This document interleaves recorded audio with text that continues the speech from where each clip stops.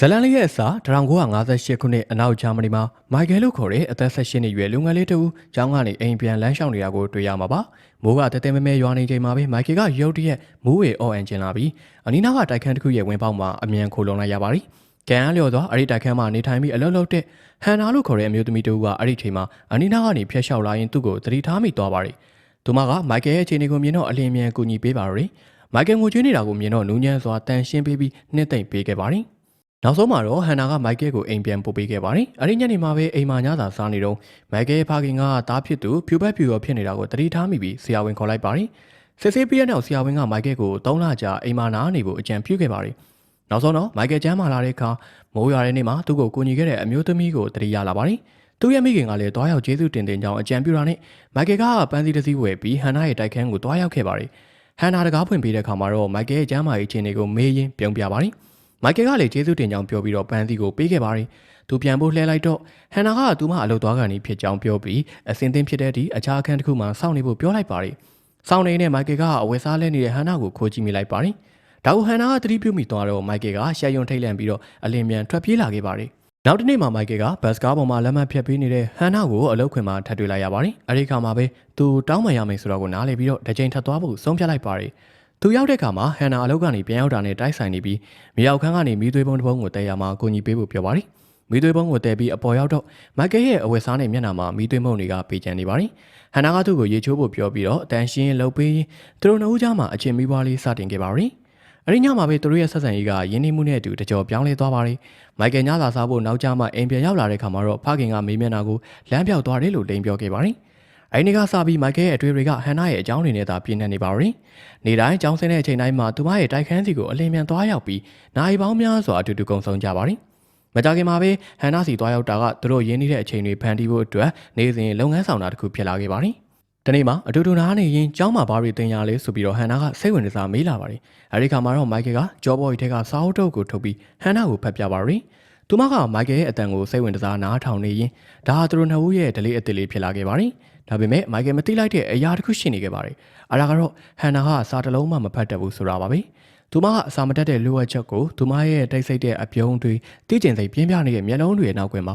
ဖုံးကွယ်ထားခဲ့တာပါ။အဲဒီလိုနဲ့ဟန်နာနဲ့တွေ့ရင်မိုက်ကယ်ကစာဖတ်ပြရင်းနဲ့ရင်းနေတဲ့အချိန်တွေမျှဝေခြင်းတို့နဲ့ပုံမှန်တိုင်းဆက်ရှိနေခဲ့ပါတယ်။ဒီနေ့မှာတော့မိုက်ကယ်ကဟန်နာအလုပ်လုပ်တဲ့ဘတ်စကားပေါ်ကိုတက်လိုက်ပါတယ်။ဒါပေမဲ့ဟန်နာကသူ့ကိုမြင်လိုက်တဲ့အခါသူမရဲ့မျက်နှာအမူအရာကချက်ချင်းပြောင်းလဲသွားကမိုက်ကယ်ကိုလုံးဝလစ်လူရှုလိုက်ပါတယ်။ဒါကြောင့်မိုက်ကယ်ကစိတ်ရှုပ်ထွေးနာကျင်သွားပါတယ်။ဘာကြောင့်လဲဆိုတာကိုသူနားမလည်ခဲ့ပါဘူး။အဲ့ဒီနောက်ပိုင်းမှာပဲမိုက်ကယ်ကဟန်နာရဲ့တိုက်ခန်းကိုသွားပြီးအကြောင်းပြချက်ကိုမေးတော့စိတ်ဆိုးနေတဲ့ဟန်နာကလူအများရှိမှသူတို့နှစ်ဦးကိုအတူတူမြင်လို့မရဘူးလို့ပြောပါတယ်။သူတို့ရဲ့ဆက်ဆံရေးကိုလူတွေတည်သွားရင်ဘယ်လိုထင်မလဲဆိုတာကိုသူမကကြောက်ရွံ့နေကြတာပါ။သူတို့နှစ်ယောက်ရန်ဖြစ်ကြပေမဲ့နောက်ဆုံးမှာတော့မိုက်ကယ်ကတောင်းပန်ပြီးဟန်နာကလည်းခွင့်လွှတ်ပေးခဲ့ပါတယ်။ရန်နေငယ်ကြတော့မိုက်ကယ်ကဆဗီစီခရီးတို့လေးသွားဖို့ပြောပါတယ်။ဟန်နာကလည်းသဘောတူပြီးတော့ခရီးစရိတ်အတွက်သူပေးပါမယ်လို့ပြောပါတယ်။မိုက်ကယ်ကလည်းသူ့ရဲ့တန်ဖိုးရှိတဲ့စူဆောင်းထားတဲ့တစိတ်ကောင်းကိုရောင်းချပြီးအသုံးစရိတ်တချို့ကိုဖြည့်ဆည်းပေးပါတယ်။မကြခင်မှာပဲသူတို့နှစ်ဦးက2ရက်တာခရီးကိုစတင်ခဲ့ကြပါတယ်။ဂျေးလက်ဒေသတွေကိုဖျက်ပြီးစီးနှင်းကြတယ်၊စားကြတယ်၊တောက်ကြတယ်၊ရေမောကြတယ်၊လေးလာရှာဖွေကြပါတယ်။ဒီအချိန်မှာစစ်မှန်တဲ့ပျော်ရွှင်မှုလို့ခံစားခဲ့ရပါတယ်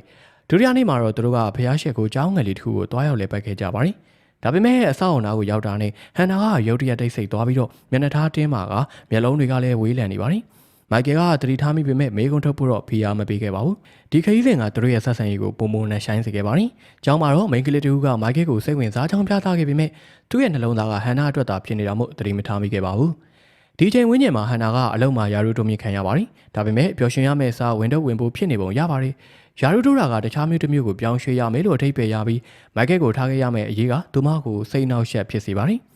မကြခင်မှာပဲမိုက်ကယ်တငယ်ချင်းတွေကသူ့မွေးနေ့ကိုကျင်းပပေးပေမဲ့သူကတော့ပါတီပွဲကိုမသွားဘဲဟန်နာနဲ့ညနေခင်းကိုကုံဆုံးဖို့ရွေးချယ်ခဲ့ပါတယ်။သူရောက်လာတဲ့ခါမှာတော့ဟန်နာကစိတ်မပါလက်မပါနဲ့အတွေးတွေပျောက်ဆုံးနေပုံရကသူတို့နှစ်ဦးကအသေးမွားကိစ္စတစ်ခုနဲ့စကားများခဲ့ကြပေမဲ့မိုက်ကယ်ကတောင်းပန်ပြီးဟန်နာကလက်ခံခဲ့ပါတယ်။အဲဒီနေ့မှာဟန်နာကသူ့ကိုတေချာတန်ရှင်းပေးခဲ့ပြီးတော့သူတို့နှစ်ဦးကနောက်ဆုံးအချိန်ဖြစ်ရင်းနေတဲ့အချိန်ကိုမျှဝေခဲ့ကြပါတယ်။မိုက်ကယ်မသိလိုက်ရတာကတော့ဒါကသူတို့ရဲ့နောက်ဆုံးအချိန်ဖြစ်လိမ့်မယ်ဆိုတာပါပဲ။နောက်တစ်နေ့မှာတော့မိုက်ကယ်တရားကိုဟန်နာရဲ့တိုက်ခန်းကိုပြန်ရောက်တဲ့အခါမှာတော့နေရာတစ်ခုလုံးကလုံးဝဗလာဖြစ်နေတာကိုတွေ့လိုက်ရပြီးသူမကထွက်သွားပြီးဆိုတဲ့အမှန်တရားကိုနောက်ဆုံးမှနားလည်သွားပါတယ်။တကားတစ်ခုမှမပြောဘဲထွက်သွားတာကိုသိလိုက်ရတဲ့အခါမှာတော့မိုက်ကယ်ကဘာကြီးစတင်ပြတ်သုံးသွားပါတော့တယ်။အဲဒီလိုနဲ့1966ခုနှစ်မှာတော့မိုက်ကယ်ကဟိုက်တယ်ဘတ်တက္ကသိုလ်ကဥပဒေကျောင်းသားတစ်ယောက်ဖြစ်နေပါပြီ။ တနေ့မှသူ့ရဲ့ပါမောက္ခကကျောင်းသားတစုကိုတရားရုံးမှာတကယ်အမှုတစ်ခုကိုလေ့လာဖို့ခေါ်ဆောင်သွားပါတယ်။စစ်ဆေးမှုစတင်တဲ့အခါမှာတော့တရားသူကြီးကနာမည်စင်းကိုဖတ်ပြနေပြီးမိုက်ကယ်ကဟန်နာဆိုတဲ့နာမည်ကိုကြားလိုက်ရတဲ့အခါသူ့ရဲ့နှလုံးသားရက်တန့်သွားပါတယ်။သူ့အတွက်ကြောင်းမပွဲကောင်းတာကသူမောကြည့်လိုက်တဲ့အခါတရားခံတွေကြားမှာသူမရက်နေတာကိုတွေ့လိုက်ရပါတယ်။ဂျူးအမျိုးသမီး300နဲ့ကလေးငယ်များကိုမီးလောင်နေတဲ့ဖျားရှိခိုးကျောင်းတွေကနေကယ်တင်နိုင်လျက်နဲ့သေဆုံးစေခဲ့တဲ့ကြောင်းမပွဲရာဇဝတ်မှုနဲ့ဟန်နာနဲ့အရင်အဆောင်5ဦးတို့ကဆွဆွဲခံနေရတာပါ။တရားသူကြီးကသူမကိုဘာကြောင့်အဲ့လိုလုပ်ခဲ့တယ်လဲသူမကိုဘသူကလွှမ်းမိုးခဲ့တယ်လဲလို့မေးပါတယ်။ဟန်နာကအေးဆေးတည်ငြိမ်စွာပဲအဲ့ဒီချိန်ကအမျိုးသမီးတွေကိုအလောက်ခန့်နေလို့ဝင်လောက်ခဲ့တာပါလို့ဖြေခဲ့ပါတယ်။တရားရုံးခေတ္တနာချိန်မှာမိုက်ကယ်ကထိတ်လန့်တုန်လှုပ်မှုကနေပြန်လည်မထူနိုင်သေးပါဘူး။သူ့ကိုတစ်ချိန်ကဂယုစိုက်ခဲ့တဲ့အမျိုးသမီးကအဲ့လိုကြောက်စရာကောင်းတဲ့အရာတစ်ခုရဲ့အစိတ်တစ်ပိုင်းဖြစ်ခဲ့တဲ့ဆိုတာကိုသူမယုံနိုင်အောင်ဖြစ်နေခဲ့ပါတယ်။နောက်တစ်နေ့မှာတရားသူကြီးကအဲ့ဒီမီးလောင်မှုကနေအသက်ရှင်ကျန်ရစ်သူတအုပ်ဖြစ်တဲ့အီလာနာရေးထားတဲ့မှတ်တမ်းစာအုပ်ကိုတရားရုံးမှာပြသခဲ့ပါတယ်။အီလာနာနဲ့သူမရဲ့မိခင်ကလွန်မြောက်ခဲ့တဲ့သူ2ဦးဖြစ်ပြီးနောက်ပိုင်းမှာဟန်နာနဲ့အခြားအဆောင်တွေကိုတရားစွဲခဲ့တာပါ။ဒါပေမဲ့အခုတော့အခြားမျိုးသမီးတွေကသူတို့ကယ်တင်ဖို့အတွက်ဟန်နာကိုအပြစ်ပုံချနေခဲ့ပါတယ်။ဟန်နာကတော့ဆွဆွဲချက်တွေကိုလက်မခံပဲအပြစ်မရှိကြောင်းညှင်းဆိုနေပါတယ်။ဒါကြောင့်အီလာနာကိုတက်တည်ထွက်ဆိုခိုင်းရမှာတော့အဆောင်6ဦးစလုံးအဲ့ဒီနေ့မှာရှိခဲ့ကြောင်းသူမအတည်ပြုခဲ့ပါတယ်။အဲနောက်မှာတော့တရားသူကြီးကဟန်နာကိုလှည့်ပြီးသူမကတာဝန်ခံဖြစ်ကြောင်းနဲ့တရားဝင်အစီရင်ခံစာကိုသူမရေးခဲ့ကြောင်းထောက်ပြပါတယ်။ဒါပေမဲ့ဟန်နာကသူတို့အားလုံးတူတူရေးခဲ့တာလို့ဆိုပြီးညှင်းဆိုလိုက်ပါတယ်။ဒါပေမဲ့တရားသူကြီးကအစီရင်ခံစာမှာသူမရဲ့လက်မှတ်သာပါဝင်ကြောင်းထောက်ပြလိုက်ပါတယ်။ထိတ်လန့်သွားတဲ့ဟန်နာကလက်မှတ်အတူဖြစ်ကြောင်းဆိုပါတယ်။ဒါကိုသက်သေပြဖို့အတွက်တရားသူကြီးကလက်မှတ်9ရှင်ဖို့သူမရဲ့နာမည်ကိုရေးခိုင်းလိုက်ပါတယ်။ဟန်နာကရေးဖို့ရာတွန်းဆုံနေတဲ့ခါမှာတော့မိုက်ကယ်ကအမှန်တရားကိုချက်ချင်းသဘောပေါက်လိုက်ပါတယ်။ဟန်နာဟာစာမတက်သူဖြစ်နေတာပါ။သူမဘာကြောင့်သူ့ကိုစာရေးဖတ်ခိုင်းခဲ့လဲ။သူမရဲ့အလုံးမှာစာရွက်စာတမ်းတွေကိုဘာကြောင့်ရှောင်ရှားခဲ့လဲ။သူမကစာမဖတ်တတ်မရေးတတ်တဲ့လျှို့ဝှက်ချက်ကိုဖုံးကွယ်ဖို့ဘာကြောင့်ဒီအလုပ်ကိုဝင်ခဲ့လဲဆိုတာအားလုံးရှင်းလင်းသွားပါရယ်။အခုတော့အများပြည်သူရှေ့မှာစာမတက်ကြောင်းဝန်ခံရမယ်စာသူမကအပြစ်အားလုံးကိုသူတယောက်တည်းခံယူဖို့ရွေးချယ်လိုက်ပါရယ်။နောက်တနေ့မှာတော့မိုက်ကယ်ကဟန်နာကိုတွေ့ဖို့ထောင်ကိုသွားရောက်ခဲ့ပါတယ်။ဟန်နာကသူ့ကိုလာတွေ့မဲ့သူကမိုက်ကယ်ဖြစ်မဲ့မသိပဲစောင့်နေခဲ့ပေမဲ့အဆောက်အုံအပြစ်မှတ်မှာပဲမိုက်ကယ်ကစိတ်ပြောင်းသွားပါတယ်။သူမနဲ့မျက်နှာချင်းဆိုင်တွေ့ဖို့သူကိုမစွမ်းဆောင်နိုင်ခဲ့တာကြောင့်တွေးဆုံခြင်းမရှိပဲလှည့်ပြီးထွက်သွားခဲ့ပါတယ်။နောက်တစ်ချိန်တရားခွင်မှာတော့ပြည်ထန်ချမှတ်လိုက်ပါတယ်။အခြားဆောင်တွေကထောင်ထဲနဲ့အနေငယ်သာချမှတ်ခံရပြီးဟန်နာကတော့ခေါင်းဆောင်ဖြစ်တာကြောင့်တသက်တကျွန်းချမှတ်ခံလိုက်ရပါတယ်။မိုက်ကယ်ဟာနားထောင်ရင်းမျက်ရည်တွေစီးကျလာခဲ့ပါတယ်။ဒို့တိုင်အောင်အမှန်တရားကတော့လျှို့ဝှက်နေခဲ့ပါသေးတယ်။နေတွေကုန်လွန်သွားပြီးတော့မိုက်ကယ်ကဥပဒေကျောင်းကနေဘွဲရခဲ့ပြီးအောင်မြင်တဲ့ရှေ့နေတယောက်ဖြစ်လာခဲ့ပါတယ်။သူလက်ထပ်ခဲ့ပြီးသမီးတဦးလည်းရရှိခဲ့ပေမဲ့အိမ်တော်ကြီးကတော့မကြားရှိခဲ့ပါဘူး။မိုက်ကယ်နဲ့သူဇနီးကကွာရှင်းခဲ့ကြပါတယ်။ရန်မန်ရန်ကသူသမီးစီကိုတွားရောက်လဲပတ်နေပေမဲ့သူ့ဘဝမှာနည်းနည်းတဲ့ဟာကွာကြီးတစ်ခုလိုကြံရှိနေခဲ့ပါတယ်။အချိန်တွေဘလောက်ပဲကြာဟန်နာကိုသူဘယ်တော့မှမမေ့ပါဘူး။သူမရဲ့အမတ်ရဆရာတွေကသူနှလုံးသားမှာတိတ်ဆိတ်ရှင်းသန်နေခဲ့ပြီးတခါတရံမှာသူတစ်ချိန်ကဖတ်ပြခဲ့မှုတဲ့စာအုပ်တွေကိုပြန်ဖတ်မိနေပါတယ်။ဒီနေ့မှာအလွမ်းတက်ခံရပြီးတော့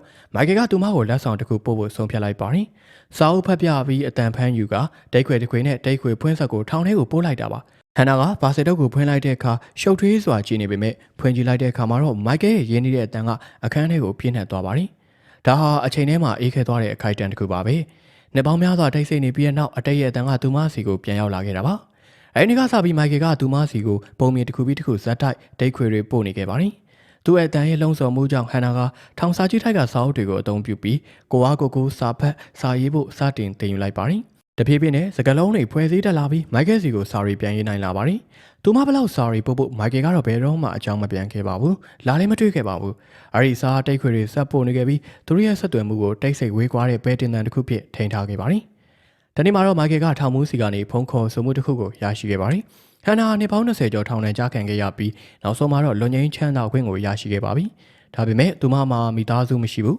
အိမ်မရှိဘူး၊ဘဲမှသွားစရာမရှိပါဘူး။သူမရဲ့ကြံရှိတဲ့တဦးတီတော်သူကမိုက်ကယ်ဖြစ်ကြောင်းတည်ထားတဲ့ထောင်မှုကသူမကိုလူအဖွဲ့အစည်းတွေကိုပြန်လည်ဝင်ဆနိုင်ဖို့ကိုညီပေးဖို့တောင်းဆိုလိုက်ပါတယ်။မိုက်ကယ်ကအနေငယ်တွန်းဆုပ်ပြီးတဲ့နောက်မှာတော့သဘောတူလိုက်ပါတယ်။သူမအတွက်တိုက်ခန်းတစ်ခုကိုရှာပေးပြီးအလုပ်သေးသေးလေးကိုစီစဉ်ပေးပါတယ်။အဲဒီနောက်နှစ်ပေါင်းများစွာအတွင်းပထမဆုံးအကြိမ်ဖြစ်သူမကိုထောင်ထဲမှာတွားရောက်တွေ့ဆုံခဲ့ပါတယ်။ဟန်နာသူ့ကိုမြင်လိုက်တဲ့အခါမျက်နှာလေးဝင်းလာသွားပြီးအချိန်တွေကခဏတာမေးမိန်သွားသလိုပါပဲ။မိုက်ကယ်ကသူစီစဉ်ပေးခဲ့တဲ့အရာတွေအကြောင်းပြောပြပေမဲ့သူတို့ရဲ့စကားပြောဆိုမှုကတော့ဝေးကွာနေပါတယ်။အချိန်ရဲ့နေရာတစ်ခုတည်းပုံမူခြားနားနေတဲ့လူနှစ်ဦးလိုပါပဲ။ဟန်နာကသူလက်ထပ်ထားလာလို့မေးတဲ့အခါမိုက်ကယ်ကတိတ်ဆိတ်စွာပဲလက်ထပ်ခဲ့ကြောင်းနဲ့သမီးတူရှိကြောင်းပြန်ဖြေလိုက်ပါတယ်။အိမ်တော်ကြီးမတည်မြဲခဲ့ကြောင်းကိုလည်းမျှဝေခဲ့ပါတယ်။အဲဒီခါမှာပဲဟန်နာကသူတို့နှစ်ဦးကြားကစိတ်ခံစားမှုဆိုင်ရာအတားအဆီးကိုလုံးဝယုံကြည်သွားပါတယ်။သူမကသူတို့ရဲ့အထိတ်အကြောင်းပြောချင်ပေမဲ့မိုက်ကယ်ကတော့ရှောင်ရှားခဲ့ပါတယ်။အဲဒီစားတပတ်ကြာရင်သူမကိုလာခေါ်မယ်လို့ပြောပြီးထွက်သွားခဲ့ပါတယ်။ မိုက်ကယ်ထွက်သွားပြီးတဲ့နောက်ဟန်နာကသူမရဲ့အခန်းထဲမှာတိတ်ဆိတ်မှုကအရင်ကတည်းကပုံမလေးလံနေတဲ့ကြား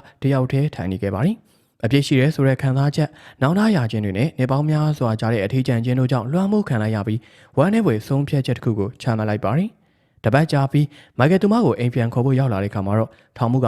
ဟန်နာသူမကိုသူမအဆုံးစီရင်သွားကြောင်းဆိုတဲ့ထိတ်လန့်ပွဲသတင်းကိုပြောပြခဲ့ပါတယ်။စိတ်ထိခိုက်ပြီးဝမ်းထဲနေတဲ့မိုက်ကယ်ကိုဟန်နာရဲ့အခန်းထဲကိုခေါ်သွားခဲ့ပါတယ်။အခန်းထဲမှာသူတစ်တာငယ်လေးတစ်ခုနဲ့လက်ရည်မှတ်စုတစ်ခုကိုတွေ့လိုက်ရပါတယ်။ဒါဟာသူမရဲ့နောက်ဆုံးသတင်းစကားပါပဲ။အရီမတ်စုမှာဟန်နာကသူမရဲ့စူလောင်းငွေတွေကိုဖေဟားရှစ်ကိုကြောင့်မိလောင်မှုကနေအသက်ရှည်ကျဲသူတအူးတဲသောသူဖြစ်တဲ့အီလာနာကိုပေးရဖို့တောင်းဆိုထားပါတယ်။အဲလိုနဲ့1995ခုနှစ်နှစ်တွေကြာပြီးတဲ့နောက်မှာတော့မိုက်ကယ်ကသူ့သမီးနဲ့ပြန်လည်ပေါင်းစည်းခဲ့တာကိုတွေ့ရပါတယ်။သူဟန်နာနဲ့တူစပိန်စီခရီးတိုလေးမှာတစ်ချိန်ကသွားရောက်ခဲ့မှုတဲ့ဖေဟားရှစ်ကိုကျောင်းစီကိုသမီးကိုခေါ်သွားခဲ့ပါတယ်။အဲဒီမှာနေပေါင်းများစွာမြုပ်နှံထားခဲ့ရတဲ့ဇလန်းကိုသမီးဖြစ်သူကိုပွင့်ပွင့်လင်းလင်းပြောပြခဲ့ပါတယ်။သူပြောပြနေစဉ်မှာမိုက်ကယ်ကအရာအလုံးကိုပြန်လည်သုံးသပ်နေခဲ့ပါတယ်။အဲဒါကတော့ဟန်နာသာပညာတတ်ခဲ့ရင်သူမရဲ့ဘဝကခွဲပြားခြားနာသွားမလားဆိုပြီးတော့ပါ။ဟုတ်ကဲ့ပါဗီဒီယိုလေးကိုကြိုက်နေတဲ့ဆိုရင် like ပေးဖို့မမေ့ပါနဲ့ဦးနော်။ channel လေးကို subscribe လုပ်ပြီးကျွန်တော်တို့အတွက် comment လေးကိုလည်းရေးပေးခဲ့ကြပါအောင်ခင်ဗျာ။ကြည့်ရှုပေးခဲ့လို့အားလုံးကိုကျေးဇူးထူးပဲတင်ရှိပါတယ်။နောက်ဗီဒီယိုတွေမှာပြန်လည်ဆုံတွေ့ကြပါမယ်နော်။